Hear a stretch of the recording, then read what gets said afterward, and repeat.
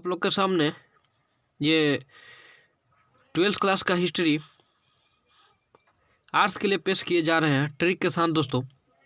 तो आप लोग सबसे पहले इसको पढ़ लीजिएगा और अच्छा लगे तो लाइक और सब्सक्राइब जरूर कीजिएगा, ठीक है। तो चलिए पहला क्वेश्चन हम लोग देखते हैं। विजयनगर इस्पात केंद्र किस राज्य में स्थित है? ठीक है, पहला क्वेश्चन है विजयनगर इस्पात किस राज्य में स्थित है। तो दोस्तों ध्यान दीजिएगा,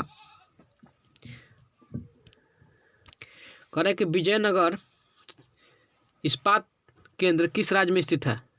ठीक है, तो विजयनगर ये तो आप लोग को याद ही होगा कि कर्नाटक में स्थित है, लेकिन सबसे पहले हम लोग इस पे ध्यान देंगे कि किस तरह याद होगा। विजयनगर इस्पात केंद्र है, हम लोग यदि मेहनत करेंगे तभी तो विजय लेंगे। मेहनत करेंगे, मेहनत क्या करेंगे? मेहनत करेंगे तभी हम लोग विजय प्राप्त कर लेंगे। खून पसीना बहाएंगे तभी हम लोग क्या करेंगे? विजय प्राप्त कर लेंगे। ठीक है, तो करेंगे क्या? विजय प्राप्त करने के लिए क्या करना पड़ेगा? मेहनत करना पड़ेगा। हर चीज में देखिए आ रहा है करना पड़ेगा। क्या करना पड़ेगा? मेहनत करना पड़ेगा। तो आंसर क्या होगा? कर्नाटक। ठीक है, चलिए आगे देखिए 2 नंबर क्वेश्चन कह रहा है कि दुर्ग लौह अयस्क उत्पादन क्षेत्र कहाँ है? दुर्ग लौह अयस्क उत्पादन क्षेत्र कहाँ है? तो ये है दोस्तों छत्तीसगढ़ में। कहाँ है दोस्तों? छत्तीसगढ़ में। तो ध्यान दीजिएगा किस तरह याद रखेंगे हम लोग। तो लोहा दुर्ग लोहा जिसका 36 इंच का सीना रहता है।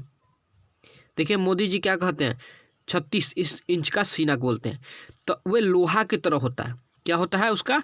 लोहा की तरह शरीर होता है और एकदम माँ दुर्गा की तरह काम करता है। ठीक है, तो क्या याद रखेंगे? दुर्ग लौह अयस्क उत्पादन क्षेत्र कहाँ है? छत्तीसगढ़।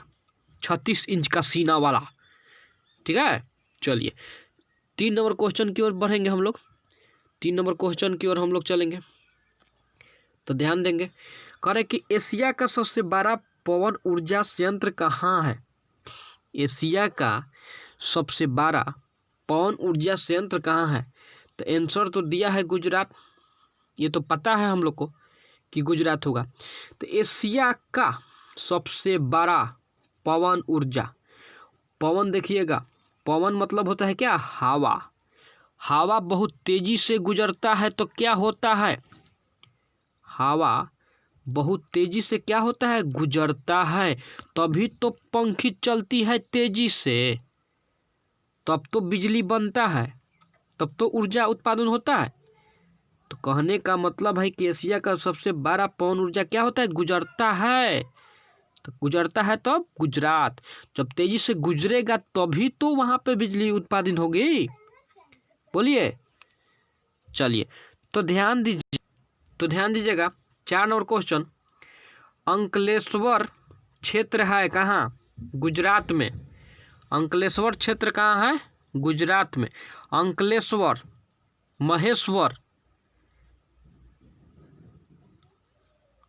महेश्वर भगवान को यदि हम लोग को प्राप्त करना है तो बहुत कठिन तपस्या से गुजरना पड़ेगा। क्या करना पड़ेगा? बहुत कठिन तपस्या से गुजरना पड़ेगा। अंकलेश्वर माने महेश्वर से हम लोग को मिलना है तो बहुत कठिन रास्ते से गुजरना पड़ेगा। ठीक है, इसे याद रखिएगा, गुजरात में। ठीक है, चलिए 5 नंबर क्वेश्चन की ओर हम लोग चलते हैं। 5 नंबर क्वेश्चन यहाँ पे है, तो देखेंगे। रावतभाठा परमाणु ऊर्जा संयंत्र किस राज्य में स्थित है? रावतभाठा परमाणु ऊर्जा संयंत्र किस राज्य में स्थित है? तो आंसर ए होगा राजस्थान। तो याद रखेंगे रावतभाठा परमाणु ऊर्जा संयंत्र किस राज्य में स्थित है? राजस्थान। तो रावत से याद रखेंगे रावण। क्या याद रखेंगे? रावण। रावण क्या करता था? अपने जगह पे राज करता था, अपने राज में क्या करता था? राज करता था। अपने स्थान पे क्या करता था? राज करता था। क्या करता था? राज करता था। तो राजस्थान से याद रखेंगे। ठीक है, चलिए आगे की ओर चलते हैं। अगला क्वेश्चन है, तो ध्यान देंगे। 6 नंबर, कह निम्नलिखित में से किस स्थान पर प्रथम परमाणु ऊर्जा स्टेशन स्थापित किया गया था? ऑप्शन तो दिया हुआ है, याद रखेंगे तारापुर। निम्नलिखित में से किस स्थान पर प्रथम परमाणु ऊर्जा स्टेशन स्थापित किया गया था? तो तारापुर। तो देखिएगा, ऊर्जा मतलब क्या होता है? ऊर्जा, प्रथम परमाणु ऊर्जा। ठीक है, क्या होता है? परमाणु ऊर्जा। परमाणु ऊर्जा कहाँ पे छोड़ा जाता है? परमाणु ऊर्जा यदि बम पटकना होगा, परमाणु बम यदि पटकना होगा तो कैसे पटकेंगे हम लोग? ऊपर से पटकेंगे ना, जहाज पर से।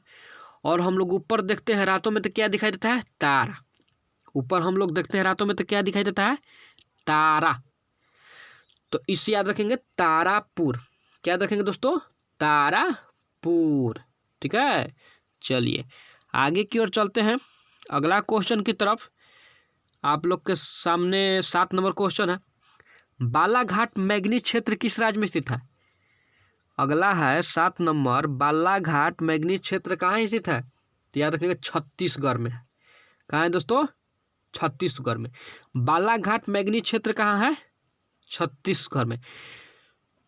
तो बालाघाट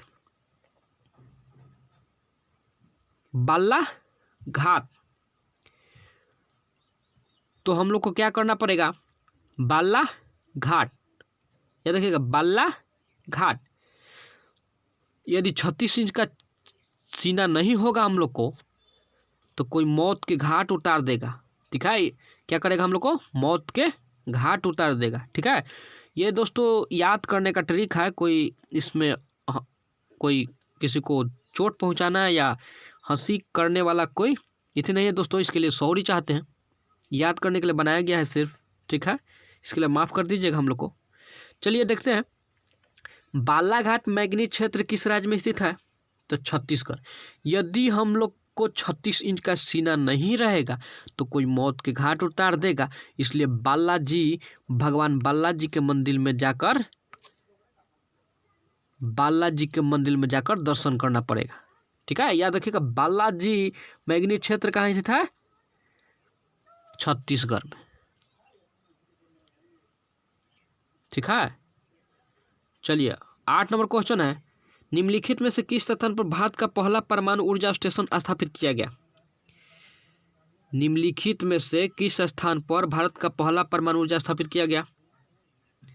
तो तारापुर। अभी तो बताया है ऊपर। ठीक है, चलिए तो हम लोग आगे की ओर चलते हैं 9 नंबर क्वेश्चन की तरफ। कह रहा निम्नलिखित में से कौन सा एक लौह अयस्क नहीं है? निम्नलिखित में से कौन सा एक लौह अयस्क नहीं है? तो ये दोस्तों तो अपने से याद कर लीजिएगा, मैग्नेटाइट। ठीक है, 10 नंबर क्वेश्चन कह रहा है कि निम्नलिखित में से कौन सा एक ऊर्जा का गैर पारंपरिक स्रोत है? निम्नलिखित में से कौन सा एक ऊर्जा का गैर पारंपरिक स्रोत है? तो सौर ऊर्जा। क्या होगा आंसर? सौर ऊर्जा होगा।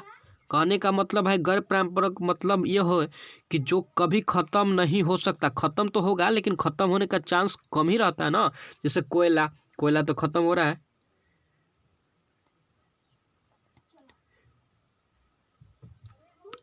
तो सौर ऊर्जा हो सकता है। ठीक है, चलिए मिलते हैं तब तक के लिए नेक्स्ट वीडियो में।